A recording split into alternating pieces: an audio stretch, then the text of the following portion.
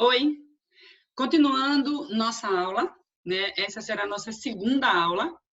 Como eu falei para vocês na aula passada, nossas aulas iriam ter durações de aproximadamente 20 a 25 minutos, ok? Então, estávamos falando de globalização. O que é globalização? Estávamos falando sobre a interrelação. Lembra que eu falei para vocês? Se eu estivesse com o vídeo aberto, eu iria falar isso para vocês.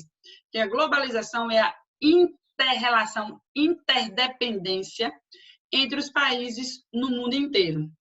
Então, os países eles se interrelacionam através da cultura, que se espalha pelo mundo inteiro, eles se relacionam através da economia, empresas que se instalam em várias partes do mundo, empresas multinacionais que têm matrizes em um país e filiais em outros, através da política, da questão administrativa existente em todas as partes.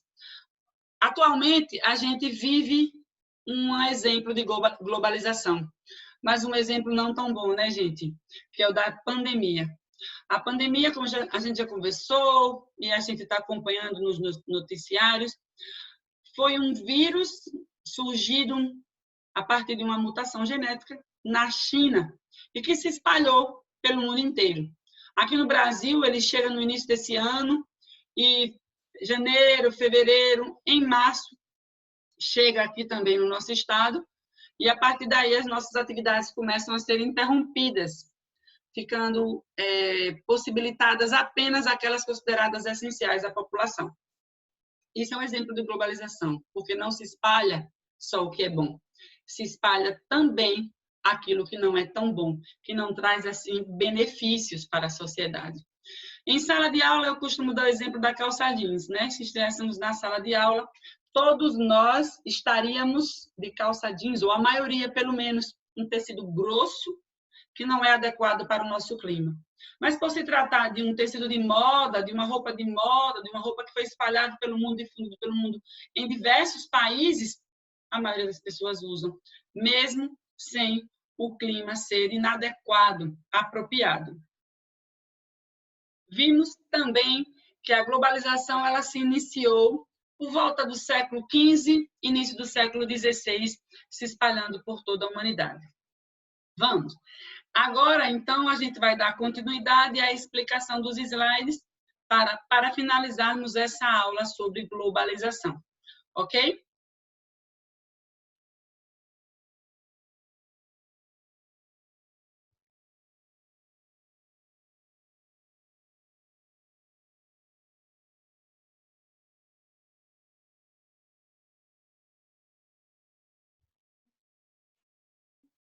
Nós já vimos que essa tela nós já apresentamos, né? A questão da globalização ser a integração política, econômica, cultural mundialmente. Vimos também a interação, o espalhamento das diversas empresas pelo mundo inteiro. Vimos também que a globalização ela começa, né, assim, a tomar corpo, a ter cara a partir do século XV com as grandes navegações, né, se espalhando pelo mundo inteiro, quando as nações deixam de serem apenas um elo, um núcleo entre a Europa, a Ásia e a África, passando a se espalhar pela América, pela Oceania, pelo mundo inteiro. Aqui nós temos na legenda as principais viagens, a viagem de Vasco da Gama, de Pedro Álvares Cabral, que para a gente, para nós, né, brasileiros, foi a mais importante, a de Cristóvão Colombo e a de Fernando de Magalhães.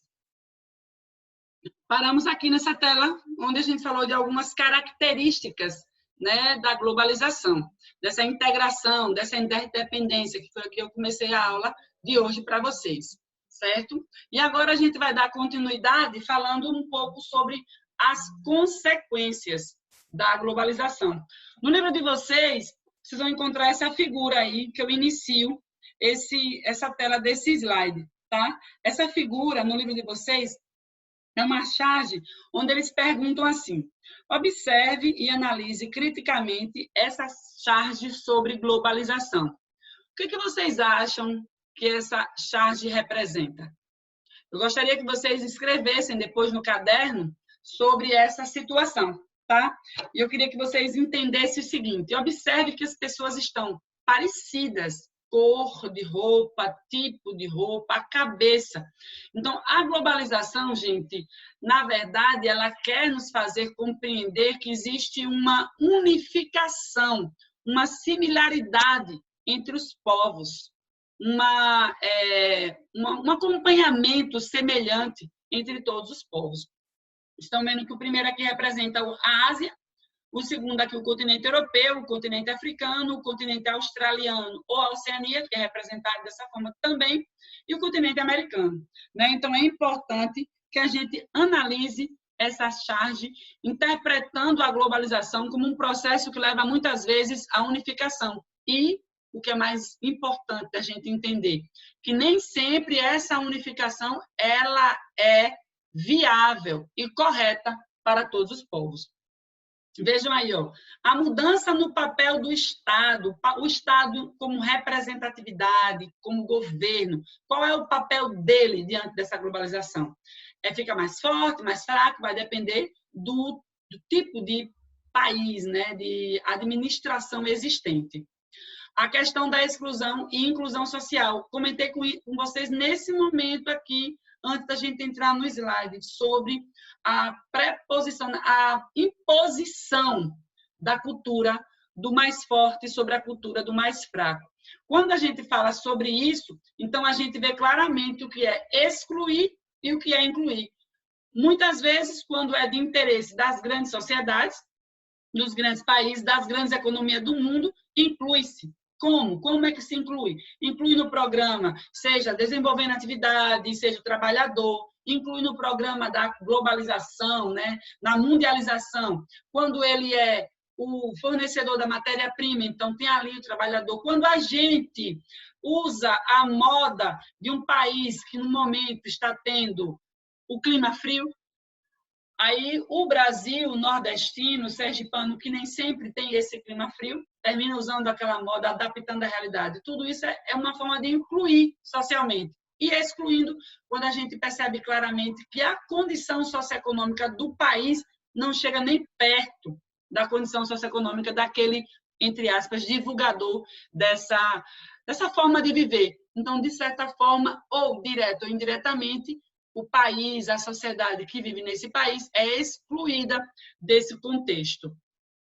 Processo de aculturação, ou seja, a cultura ocidental, seja da Europa Ocidental, seja dos Estados Unidos, termina impregnando, o termo certo é esse, impregnando todas as outras sociedades, e a gente tem como certo, como garantido, como única e como melhor esse tipo de cultura que nos é imposta diariamente pelo ritmo de vida que a gente tem. O desemprego conjuntural e, principalmente, a estrutura dos setores. O desemprego conjuntural, que se trata, né, da falta de emprego devido a uma conjuntura política, uma questão político-econômica no país ou mundial. Por exemplo, a gente está vivendo essa pandemia e a economia do país, a economia do Brasil, ela está levando, né, a vários desempregos.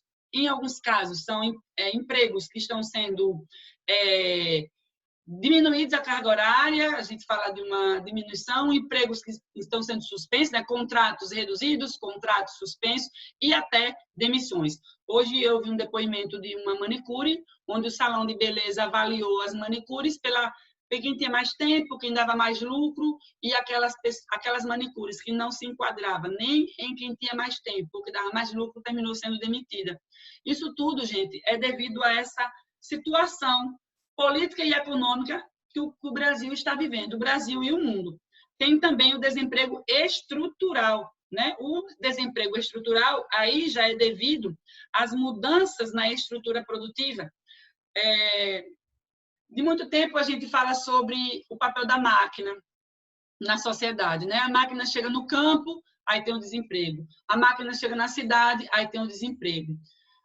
Então, quando o desemprego ele é provocado por algo específico, né, por uma situação específica, no caso, pela mudança na estrutura produtiva, no caso, o homem, entre aspas, sendo substituído pela máquina, aí a gente diz que é uma mudança estrutural, seja nos vários setores da economia, seja no rural, na cidade, né, no primário, que está ligado ao setor rural, à agricultura, à pecuária, no industrial, que é o setor secundário, né, da construção, da indústria, ou no comercial, no dos serviços, que é o setor terciário. Tá? Um outro ponto também que vem como consequência da globalização, né, que quando se espalha pelo mundo a política de privatizações de empresas estatais. As empresas estatais são empresas que pertencem ao governo, né? O governo, né, o poder público do Estado, do país, é o principal, digamos assim, acionista da empresa, e a partir do momento em que se espalha essa cultura do poder econômico ser mais forte, da necessidade das mudanças existentes no mundo, então as privatizações elas são mais comuns de ocorrerem. Os governos, muitas vezes, atrás de capital para administrar o país, termina vendendo empresas que dão prejuízos, que até aí a gente entende, mas também empresas que são sólidas e que dão lucratividade, mas com o objetivo de encher os seus cofres para, digamos assim, destinar esse dinheiro para diversos fins. Infelizmente, falando um pouco do nosso país, boa parte desse capital que é adquirido da privatização das empresas, da venda dessas empresas, infelizmente, termina sendo alvo da corrupção na qual nós vivemos, que é uma das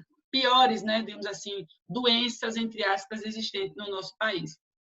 E a expansão das multinacionais, inventoras, digamos assim, da globalização, que foi justamente a partir, né, dessa expansão dessas empresas, que têm matrizes em um país e filiais em outro, é que a gente pode dizer que a globalização realmente se consolida, se espalha pelo mundo inteiro.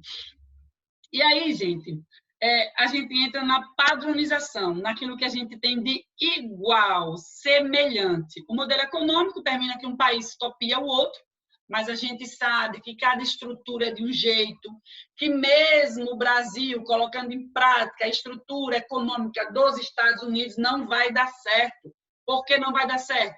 Porque as sociedades são diferentes, as políticas organizacionais, administrativas e econômicas são diferentes e os nossos administradores são diferentes, né? A informação também passa a ser padronizada e ela é uma das principais responsáveis por essa divulgação, né, a informação através da internet, através da fibra óptica, que se espalha tudo aquilo que acontece no mundo.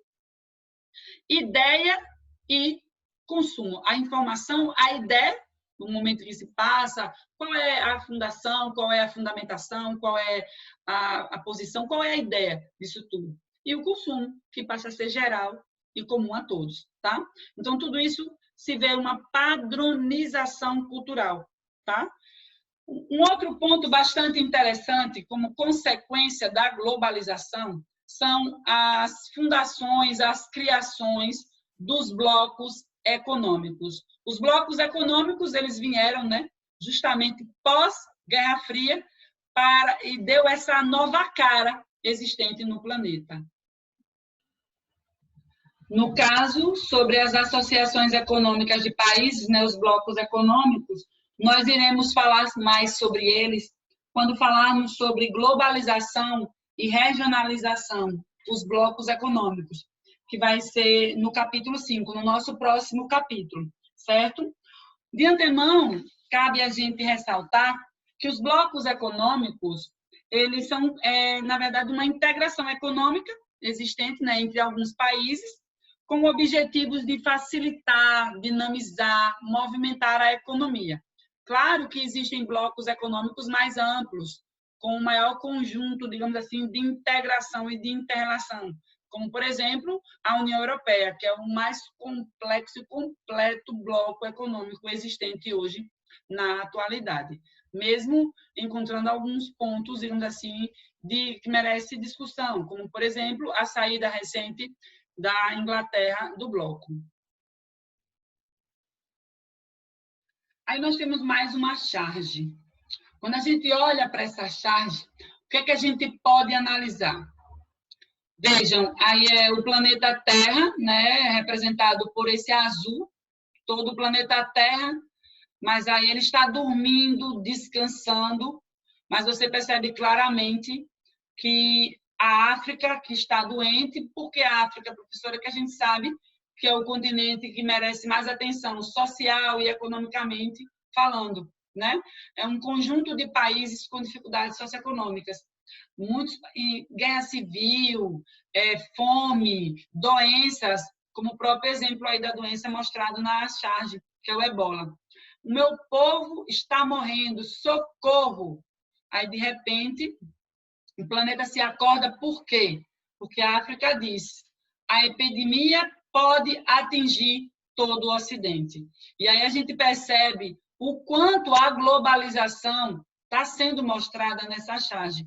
Porque muitas vezes, gente, enquanto o problema, a dificuldade está centrada só em um local, parece que está tudo bem, né? Só aquele povo sofre, só aquele povo passa por essas dificuldades. Mas quando a epidemia, o problema é algo geral, que chega a atingir toda a humanidade, aí bora planeta acordar, bora Estados Unidos, bora os países da Europa, por quê? Porque não podemos deixar que isso aconteça, que isso afete as nossas estruturas, a nossa realidade. Infelizmente, é o que está acontecendo agora. Os Estados Unidos fecham a porta para que países que tenham problemas, né, também iguais a eles, com o vírus não entre, pessoas, né? O Brasil aí sucumbindo, sofrendo, uns trancados em casa, outros parece que nada está acontecendo. Recentemente, né, segunda-feira, no dia 25 de maio, foi antecipado o feriado de 24 de junho para que as pessoas ficassem em casa. As pessoas não compreendem que, ao invés do prefeito, do governo, decretar um lockdown, está se usando essa estratégia em todo o território brasileiro de antecipar feriados, para que as pessoas fiquem em casas, resguardadas, para que não circulem de uma maneira que não seja atingido pela doença e não leve a doença para outros locais ou para pessoas que tenham comorbidades, que tenham dificuldades. Mas, infelizmente, nem todos compreendem da mesma forma a situação. E daí, a doença, cada dia que passa, ela se alastra mais, né? Esperamos que ela seja controlada, que as pessoas tenham consciência, que as vacinas cheguem, surjam e cheguem a tempo de socorrer toda a humanidade. Agora a gente vai entrar, pessoal, na parte que a gente fala sobre os tipos de globalização, tá? A globalização informacional, como o próprio desenho está dizendo, né? Aquela que é representada pelo surgimento da informação, consequentemente, né? Pelo avanço da internet no mundo. Porque com a internet as pessoas podem, de forma rápida e prática, se relacionarem, né? Negociarem, conversarem, divulgarem, representar tudo aquilo que elas estão em todo o cenário mundial. Essa telazinha que vocês podem ver que ficou cortadazinha aqui no final, infelizmente, mas dá para a gente ter uma noção do que está aí, até mesmo pela interpretação da charge, não é isso? Aqui nós temos o jornal, os computadores, os sistemas de satélites, notebooks, né? As pessoas que brincam, que jogam, que trabalham, assim como nós estamos fazendo agora, né? Eu produzindo essa aula, só é possível a produção dessa aula e essa aula chegar até vocês que estão assistindo nesse momento por conta dessa globalização informacional, né? Por conta dessa distribuição desses recursos, desse conhecimento. Nem todos vão ter um computador, nem todos vão ter um telefone, nem todos vão ter a internet, mas a gente espera que chegue para a maior parte de alunos possíveis. A outra globalização, como vocês podem acompanhar até pelo desenho, pelos mapas, é a globalização geográfica. Trata-se de novos processos, aqui ficou um de 12, tá? De novos processos, dos novos processos da construção do espaço e funcionamento do território. como as coisas estão funcionando, indo e vindo. Segundo Milton Santos, um dos pontos que a gente tem que analisar claramente é sobre a horizontalidade, ou seja, as relações mais próximas de domínios da contiguidade. Isso tudo, então, a ideia do processo de globalização geográfica, principalmente colocada em prática por Milton Santos, ela vem com essas duas vertentes, né? Da horizontalidade, que significa uma estratégia aplicada a organizações, né, ligadas a entidades estudantis, governos, forças armadas, e que vem gradativamente substituindo a verticalidade. Então, a horizontalidade está ligada às áreas próximas, tá certo? Dos domínios, das dinâmicas sociais, econômicas, que proporcionam resistência e crescimentos internos desses recortes sociais, dessas diferenças sociais existentes hoje. Reforçando para vocês, né?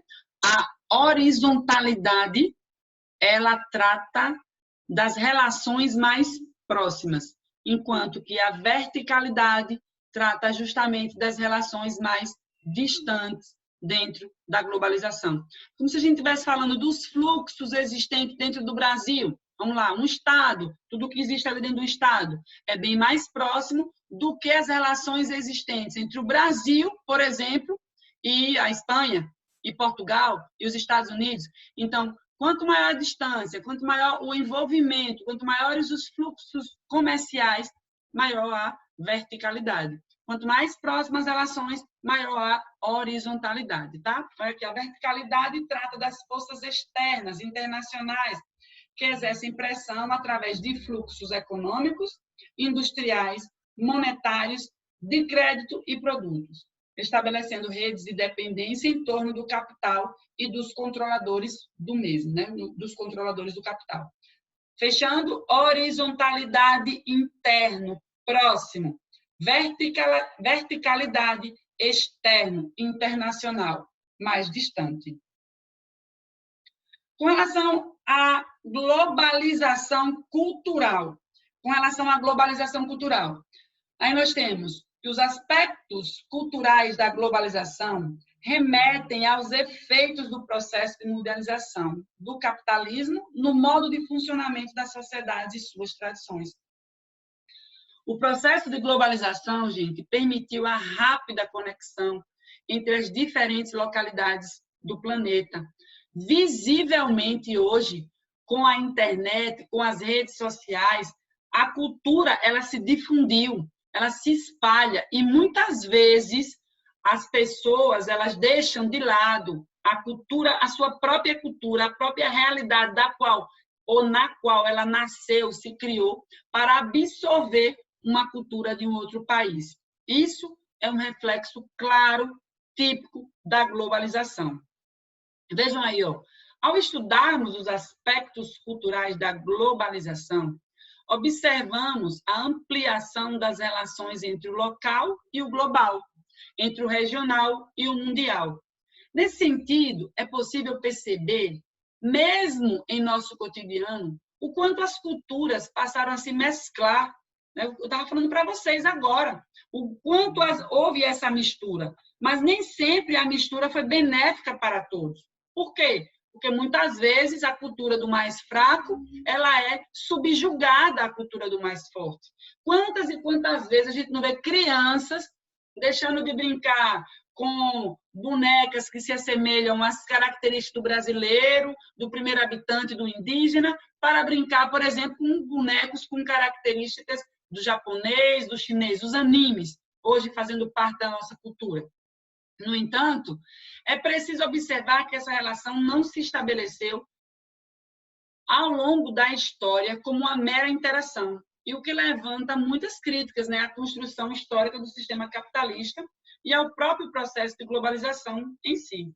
De acordo com diversas análises, o que ocorreu foi um processo de hegemonização ou colonização do mundo da vida, como diz Henrico Dussel, em sua obra de 1492, O Encobrimento do Ouro. É aquela velha história, né? Que quando chegam no Brasil, não descobriram, encobriram a realidade. E, infelizmente, muitas vezes é isso que a gente faz. Absorvendo a cultura alheia, a gente encobre a cultura que nós temos. Por vários motivos. Cabe uma reflexão. Vergonha por não fazer sucesso, por não ser divulgada pelo o vizinho, entre aspas. O vizinho é uma maneira de falar, a gente fala no geral, por acharmos e estar sempre preocupados com a opinião alheia.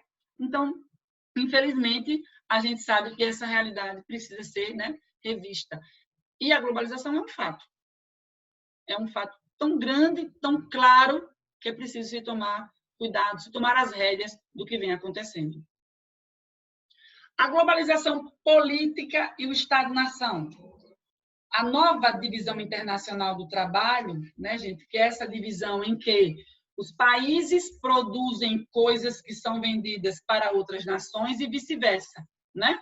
Essa é a nova divisão internacional do trabalho, a nova DIT, né, Divisão Internacional do Trabalho. Gerou algumas mudanças, né, no sistema interestatal. O controle cada vez maior dos estados que são poderosos, né, que a gente cita claramente os Estados Unidos, né, direto ou indiretamente, através dos organismos internacionais, sobre os estados periféricos, os mais pobres, né? Nessa classificação, a gente tem estados do norte, estados do sul. A tendência para acordos políticos interestatais, perda de centralidade tradicional do Estado-nação enquanto unidade privilegiada de iniciativa econômica, social e política, e, apesar de o impacto do contexto internacional na regulação do Estado-nação, não ser um fenômeno novo. O processo atual de globalização pode ser considerado inédito. Não é novo, mas é inédito. Com relação ao que é nação, o que é Estado, como isso é analisado, nós vimos isso durante a explicação do capítulo 1. O Brasil na globalização. O Brasil é só um destaque a mais, o tempo todo eu estou falando do Brasil, dando exemplo aqui do Brasil, trazendo exemplos da realidade que a gente está estudando, da vida financeira, da política brasileira, mas, né, assim como todas as nações, direto ou indiretamente a gente está dentro, a gente vive nesse mundo global. Vantagens e desvantagens da globalização para o Brasil. Vantagem. A abertura foi ponto fundamental no combate à inflação e para a modernização da economia com a entrada de produtos importados. O consumidor foi beneficiado. Houve uma competição, uma concorrência. E quando há concorrência, quando ela é lícita, quando ela é saudável, sempre o consumidor vai ser beneficiado. Produtos importados mais baratos e de melhor qualidade. Isso é uma vantagem, né? Disponibilidade de produtos nacionais com preços menores e mais qualidade, outra vantagem. É o que vemos em vários setores, como eletrodomésticos, carros, roupas, cosméticos e em serviços, como lavanderias, locadoras, vídeos. Então, são algumas vantagens existentes. Desvantagens, né? A sobreposição da nossa cultura, a gente vê claramente o poder, né, dos países com hegemonia mais forte sobre a nossa vive nos últimos anos, a gente pode dizer assim, nas 2 últimas décadas, a gente pode dizer que o Brasil teve de altos e baixos constantemente, política e economicamente, né? E aí você veja, um representante aí do mundo desenvolvido, vestido aí de norte-americano, né? Como é bom viver em um mundo globalizado. Aí o outro, representando aí a Europa, faz yes, né? Representando aí outras nações ricas, sim. Enquanto que povos com características mais simples, a manicure, o dos serviços gerais, o apoiador, esses não responderam, porque a gente sabe que existem essas diferenças na realidade do mundo. Então, é dessa forma que a gente analisa toda essa realidade que nos é imposta muitas vezes, né? Sempre essa sobreposição da parte, né, da cultura, economia mais forte sobre a do mais fraco. A globalização no Brasil, gente, ela perpassa por uma série de fatores históricos e geográficos. Pode-se dizer que desde que os europeus chegaram aqui, né, lá no início do século XVI, né, final do século XV, o Brasil está inserido no processo da globalização. Entretanto, o consenso é que somente a partir da década de 1990 é que a globalização passou de fato a ter impacto na economia brasileira. A maior influência da globalização no Brasil demarcou também a adoção de um modelo econômico que visava a mínima intervenção do Estado na economia, chamado de neoliberalismo, não novo liberalismo. Com isso, intensificou-se o processo de privatizações das empresas estatais e a intensa abertura para o capital externo. O Brasil também deixou de ser denominado como país de terceiro mundo, essa denominação praticamente já não existe mais, até mais ou menos o final da década de 80 era primeiro mundo, segundo mundo e terceiro mundo. Primeiro mundo, os países ricos, desenvolvidos. Segundo mundo, os países que adotavam uma economia socialista, planificada, que praticamente hoje foram extintos. E terceiro mundo, os países subdesenvolvidos. Hoje, esse conjunto de países substituídos por países do norte, desenvolvidos, e países do sul, subdesenvolvidos. O que não mudou, infelizmente, foi essa dependência econômica e a condição de pobreza, de subdesenvolvimento no qual todos esses países se encontravam. Com a abertura de capitais, houve maior inserção das indústrias e companhias multinacionais no Brasil. Elas aqui se instalaram para ampliar o seu mercado consumidor. O Brasil é o 5º país em população, e também para buscar mão de obra barata, porque temos uma grande população e uma população carente. Além disso, temos uma grande área, o que nos faz ter grandes quantidades de matérias-primas. 3 pontos cruciais para o desenvolvimento das atividades, né? Área com matérias-primas, mercado consumidor, gente para comprar, e mão de obra para trabalhar. Aí eu peguei esse infográfico, gente, na internet, certo? Achei um infográfico bem interessante que fala sobre essa revisão do que a gente acabou de ler, né, sobre as organizações supranacionais, as organizações mundiais, o FMI, o Banco Mundial, né, a questão da globalização que intensifica as relações sociais e políticas, o Estado-nação, né, o país ele é enfraquecido com o aparecimento das organizações, né, as revoluções industriais, primeira, segunda e a terceira, que faz assim parte fundamental desse mundo global hoje, porque é dessa terceira revolução industrial que vem a globalização informacional, né? Aqui embaixo vocês vejam a fase, né? As fases da globalização, século XV, né? O início, século XVIII com a revolução industrial, a fase 2, século XX, já aí, pós Segunda Guerra Mundial, né? Guerra Fria, fase 3, e hoje, na nova ordem mundial, de 1991 para cá, quando acabou a Guerra Fria, quando acabou o mundo bipolar, a fase 4 da globalização. Então, esse infográfico aqui eu achei ele bem interessante. Eu não estou vendo aqui o autor, mas eu não apaguei nada. Para vocês darem uma analisada e uma observada. E eu vou passar para vocês, mais para frente, também a confecção de um infográfico. E vocês têm esse aí já como modelo.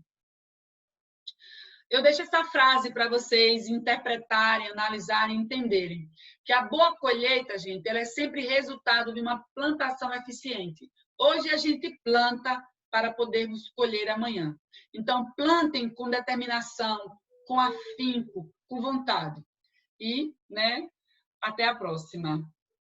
Deixa eu tirar aqui o compartilhamento. Interromper aqui o compartilhamento.